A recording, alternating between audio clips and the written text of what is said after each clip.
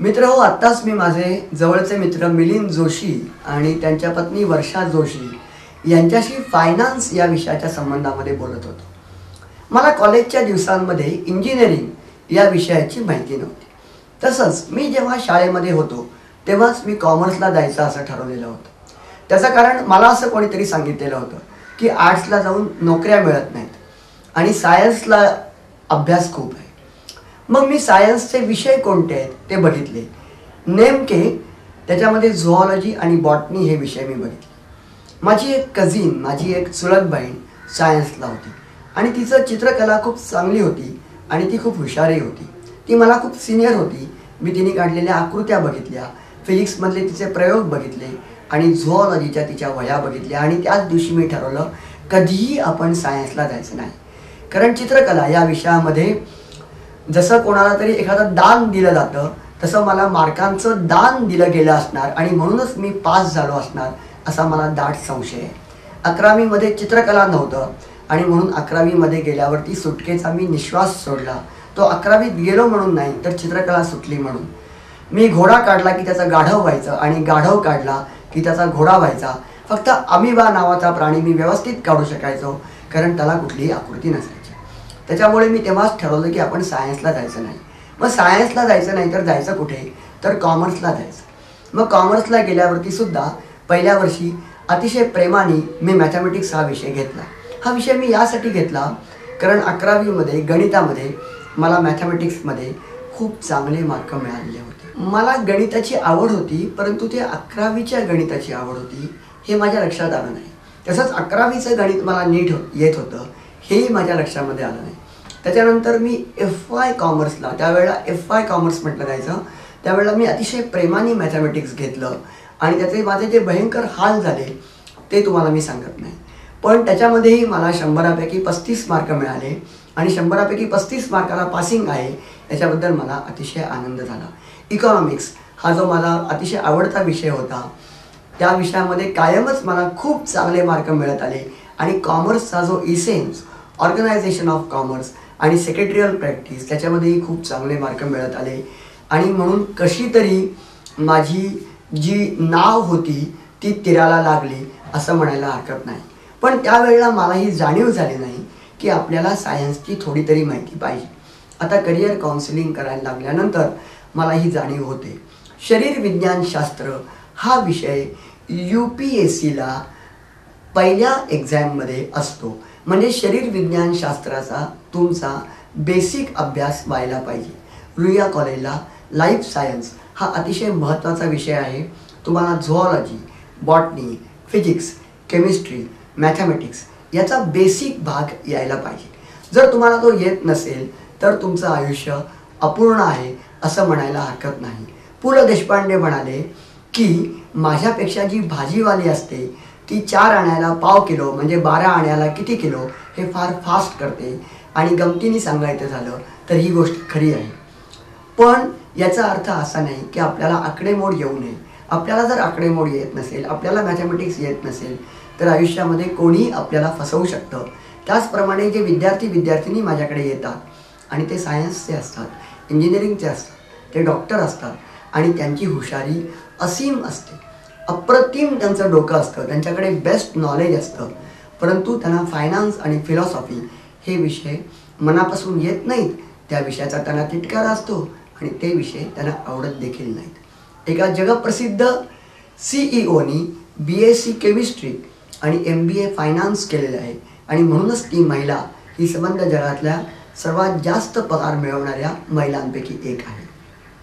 आपण हे लक्षात घेतलं पाहिजे की भारतामध्येच commerce, arts, science, engineering, medical आणि MBA हे विषय आहेत. इतर देशांमध्ये तुम्हाला फिलॉसॉफी, इकॉनॉमिक्स, केमिस्ट्री एकत्र घेता येतं, फिजिक्स आणि फायनान्स एकत्र घेता येतं. तुम्हाला विषय निवडता येतात. आपल्याकडे तुम्हाला स्ट्रीम निवडावी लागते. मग होतं काय, काही मुलं BSc करतात, मग MSc करतात, काही मुली BE करतात. मी मुली यासाठी म्हटलं की BE करणाऱ्या काही वर्षांनी 90% मुली असतील. आत्ताच BE करणाऱ्या 60% मुली आहेत. मुलींची संख्या वाढती आहे. ती फक्त राखीव जागांमुळे नाही तर नाव इट इज प्रूव्ड की मुली या मुलांपेक्षा हुशार असतात. त्यामुळे मुली पुढे जात आहेत. अनेक इंजिनिअरिंग कॉलेजेसमध्ये मुलींची संख्या या मुलांच्या संख्येपेक्षा कितीतरी जास्त आहे. तर काही मुली BE करतील, त्याच्यानंतर त्या MS करतील किंवा त्या ME करतील, पण त्यांना फायनान्स आणि फिलॉसॉफी ह्या विषयी येणार नाहीत. मग त्या 30-40 वर्ष उत्कृष्ट काम करतील, संबंध जगाच्या समोर त्यांचं काम केव्हाच येणार नाही.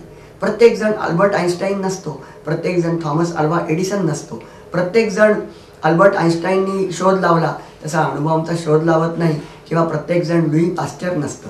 पण त्यांनी त्यांच्या फील्डमध्ये अतिशय उत्तम काम केलेलं असतं, पण आपल्या कामाची माहिती ते लोकांना कधीच देत नाहीत.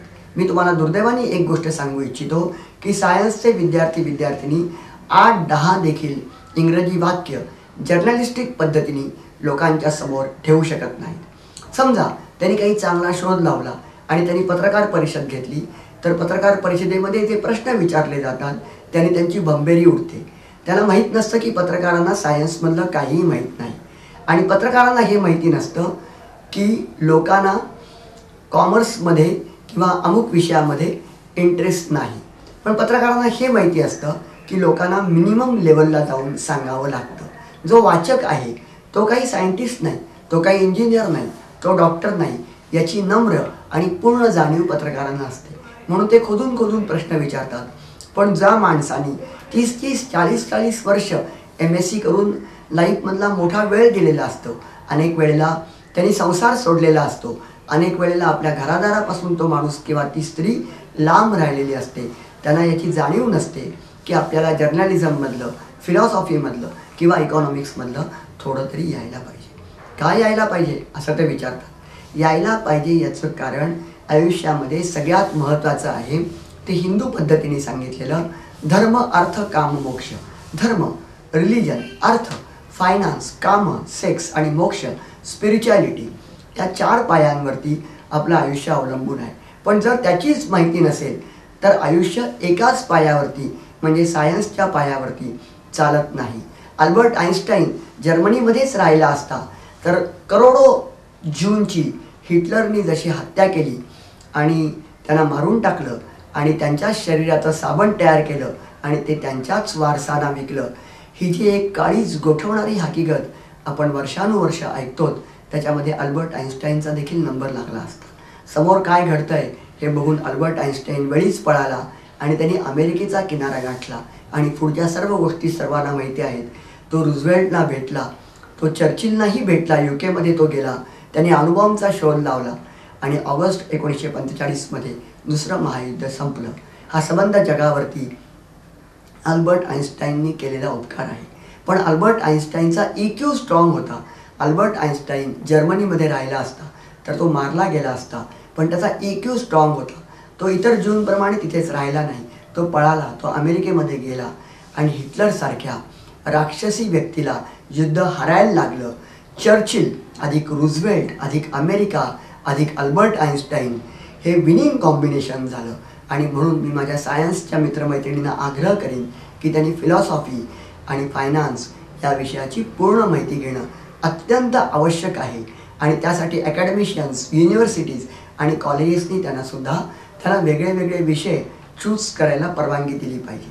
ते विषय चूज करत नाहीत, वेगळ्या विषयांमध्ये ते जात नाहीत आणि त्याच्यामुळे आयुष्यामध्ये पुढे जात नाहीत. ही दुर्दैवाची गोष्ट आहे. धन्यवाद.